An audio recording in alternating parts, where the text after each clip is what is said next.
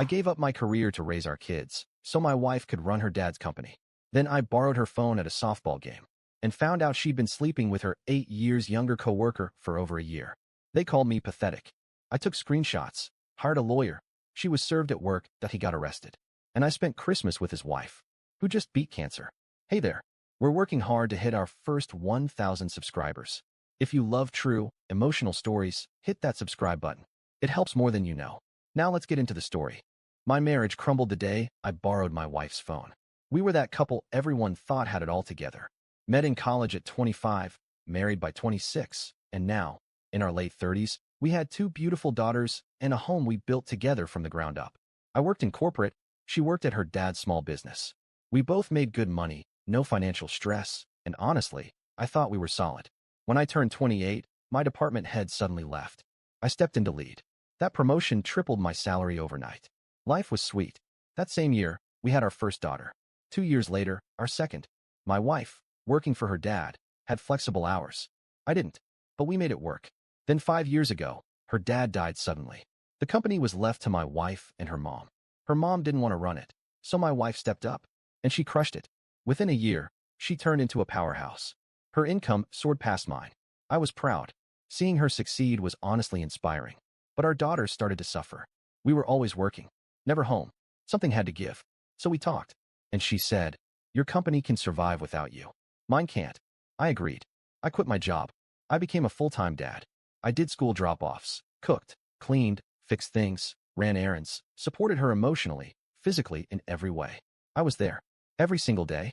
I greeted her with warmth and gratitude when she came home. I never resented her success. But about a year ago, she changed. She started snapping at me, dismissing the work I did at home. "Do you even do anything all day? Or maybe you should go get a real job." It was like she forgot I gave everything up so she could build her dream. The affection disappeared. Sex? Gone. She never initiated. When I tried, I got brushed off every time. I chalked it up to stress. COVID, business stress, whatever. I tried to make her happy. Nothing worked. Last week, our oldest daughter had a softball game. I packed everything, got the girls ready, and we went. During the game, I wanted to take a video for my parents who live out of state. But I'd forgotten my phone. So I asked to borrow hers. She was on it all day, texting nonstop. I figured a break would do her good. She handed it over, said she was going to get snacks. As I'm filming our daughter, a notification pops up. Curious, I open it, and my world stops. She was sexting a guy from work, 8 years younger than her. Photos, videos, messages about how incredible the sex was. And then, they started talking about me.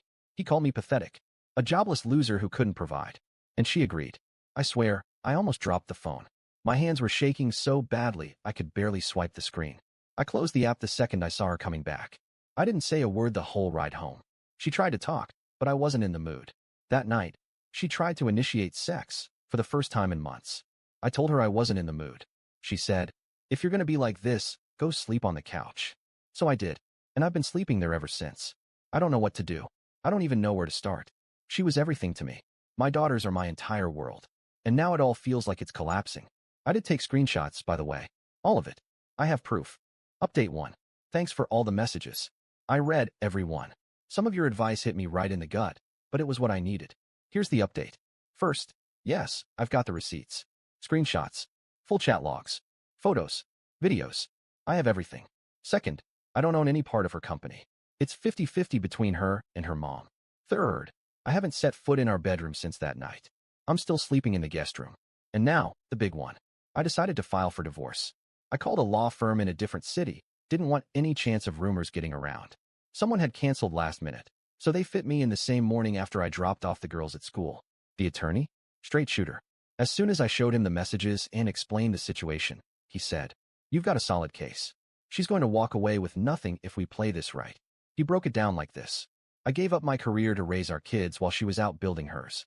She cheated during that time, possibly brought the guy into our house. She was rarely home, barely present for the girls. I have been the primary parent in every sense. The house," he said, "will argue that you keep it, since it's the kids' residence and you're their primary caretaker. She'll be on the hook for covering the mortgage until they turn 18 or move out." He also told me I'm entitled to spousal support and child support, even rehabilitative payments, since I've been out of the workforce for years and would need time and possibly training to re-enter. I asked, should I start applying for jobs now? He looked me dead in the eye and said, "No, not until the divorce is finalized.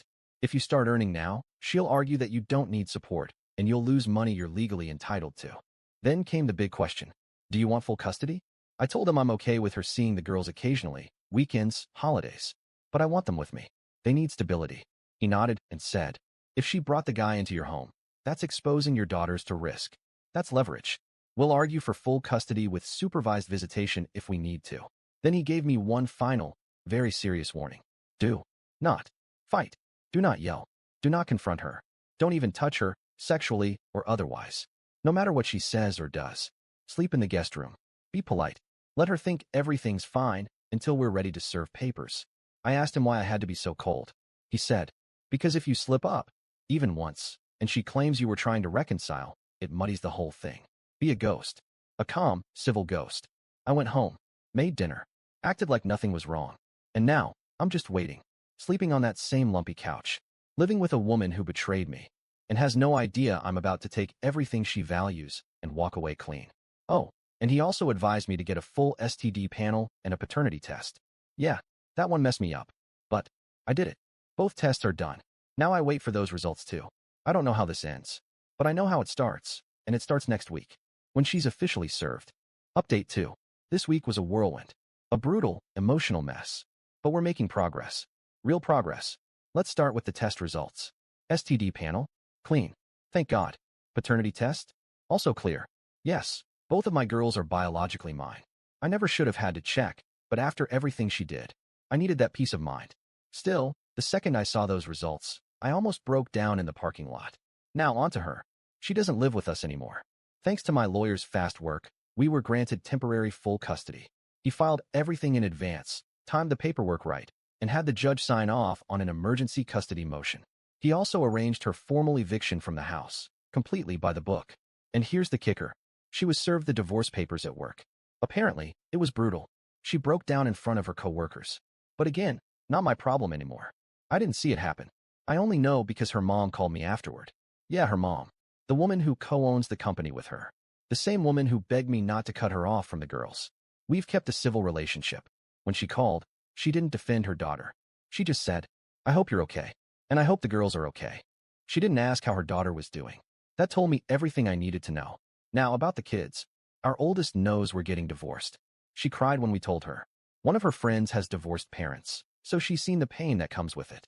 She asked if we could fix it, begged me not to make mom leave. My youngest doesn't fully understand. She just misses her mom. Both of them ask questions I can't answer. I've booked them appointments with a child therapist. That hurts the most, watching them get caught in the crossfire. It's the one thing I didn't want to happen. Some nights, when they finally fall asleep after crying, I go into the bathroom, lock the door, and just lose it. Quietly. Because what else can I do? Now, about my ex. She's living with her mom now. Her mom called me in tears asking if I'd be willing to meet. I agreed. She didn't ask me to stop the divorce. She didn't defend her daughter. She just said, please don't take the girls away from me. I told her, you're a good grandmother. As long as you can separate your relationship with them from your daughter's mess, you'll always be in their lives. She cried, thanked me, and for once, I felt like I wasn't the crazy one anymore. As for my ex, she's been texting me constantly, calling, pleading, but on advice from my lawyer, every interaction goes through the parenting app now. No emotional texts, no long calls, just facts, pickups, drop-offs, school stuff. That's it. I've been cold, deliberately, and next week, we go to court to formalize the custody. She still doesn't understand that I'm not coming back. Update 3. This one's hard to write. It's been a few days since the last session with the child therapist, and things have changed. A lot. So far, the girls had been going to therapy once a week. The first session was surprisingly positive. They left calm, smiling, even playful. I let myself hope. But then came session 2. That one hit like a truck. When I picked them up afterward, they ran to me sobbing, arms wrapped around me like they thought I'd disappear. They kept whispering things like, we love you, Daddy. We'll always love you. And I knew immediately. They knew. I asked the therapist what happened. She was calm but firm. She said, they've been asking for the truth. They see you two don't speak. They see your anger, her distance. They aren't stupid. They knew something was wrong. And they needed to hear it. Apparently, she had tried to redirect the conversation. But the girls were insistent. So the therapist told them, in age-appropriate language, that their mom had broken the trust in the marriage. That she had chosen someone else. Not explicit. Not graphic. Just enough for them to understand why we're not together anymore. I was numb. I never wanted it to come to this. I was hoping to shield them from the full weight of this for at least a couple more years. But she's right. They weren't blind, and they were internalizing it as their fault. So now they know. Our oldest took it the hardest. She's old enough to connect the dots. She just clung to me and cried herself to sleep that night. The youngest followed right behind her. And here's the worst part. They both said, without me prompting, I don't want to see mom anymore. I tried to explain. I told them she still loves them. That even when people make bad choices, they can still love their kids. But our oldest just looked me dead in the eye and said, no, she doesn't. If she did, she wouldn't have done that to you. I had no answer. That night, after they fell asleep, I went to the bathroom and sobbed like a child. Not for myself, but because my daughters, two innocent girls, are learning how betrayal feels. And that lesson is scarring them in real time. The therapist suggested mild medication for the girls to help with sleep and anxiety. I said no. I want them to feel this pain. Not because they deserve it, but because numbing it now could make it worse later. They need to process this. Fully. And they are. Slowly. At least, we won't have a problem with Christmas. Because now, they don't want to spend it with their mom. Our oldest said she never wants to see her again. And the youngest, as always, followed her lead. I told them, you don't hate her. You're just hurt. She snapped back. No, Daddy. I hate her. And then cried herself to sleep again. I don't know how to fix this. I don't even know if I can.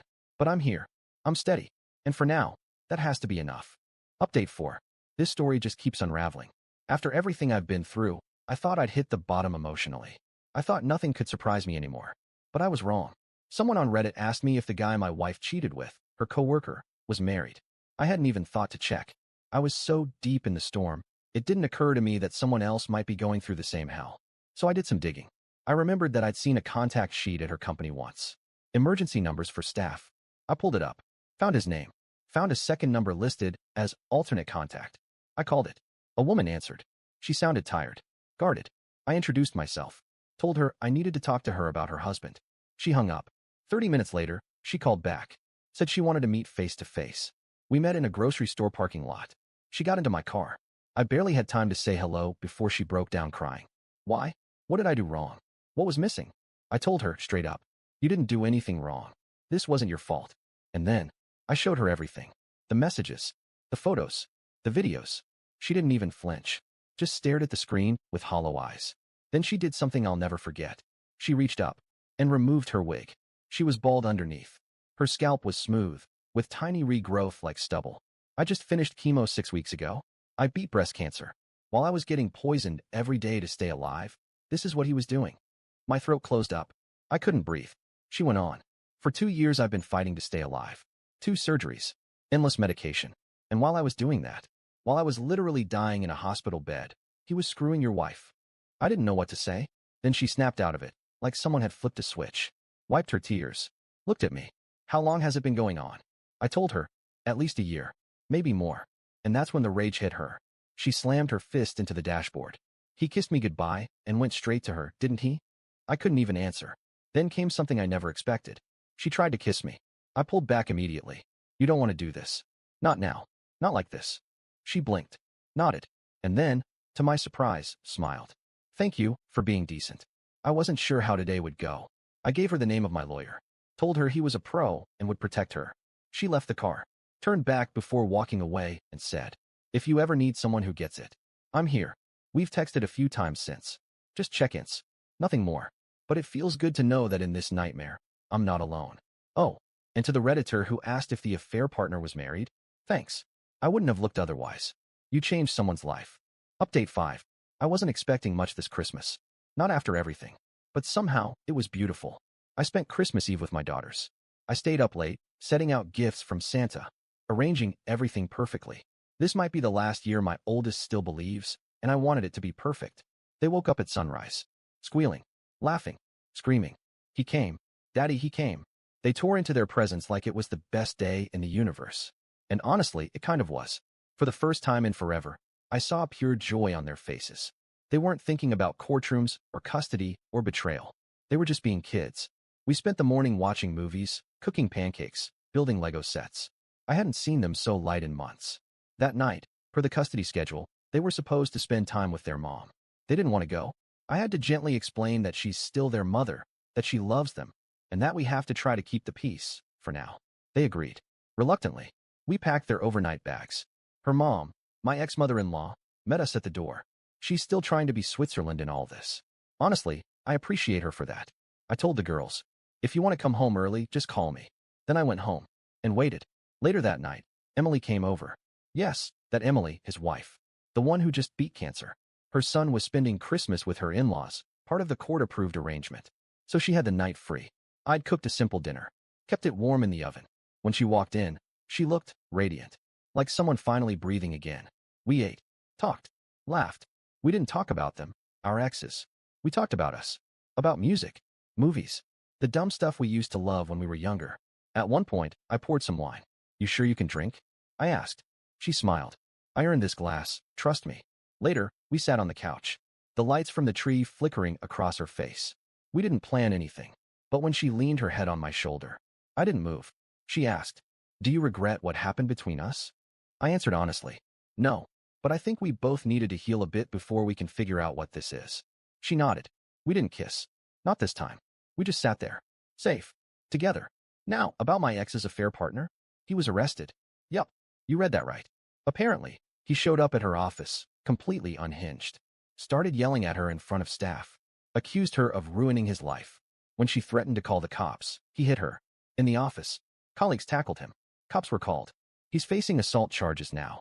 My ex, black eye, split lip. She filed a restraining order. Guess the fantasy imploded. I only found out because her mom called to tell me. Her exact words were, if you ever doubted karma exists, this is your proof. As for me, I picked up my daughters the next morning. They said they had an okay time, but they were glad to be home. We made hot cocoa and watched old Christmas movies for the rest of the day. I don't know what's next, but I know this. My daughters are healing. I'm healing. And what my ex destroyed, I'm slowly rebuilding, with people who actually deserve to be part of it. Thanks for following this story. It's not over, but the worst part is. And that's the story. If you're still here, that means you're one of us. So go ahead, hit that subscribe button. I drop new chaos every single day, and trust me, tomorrow's story, it's even worse than this one.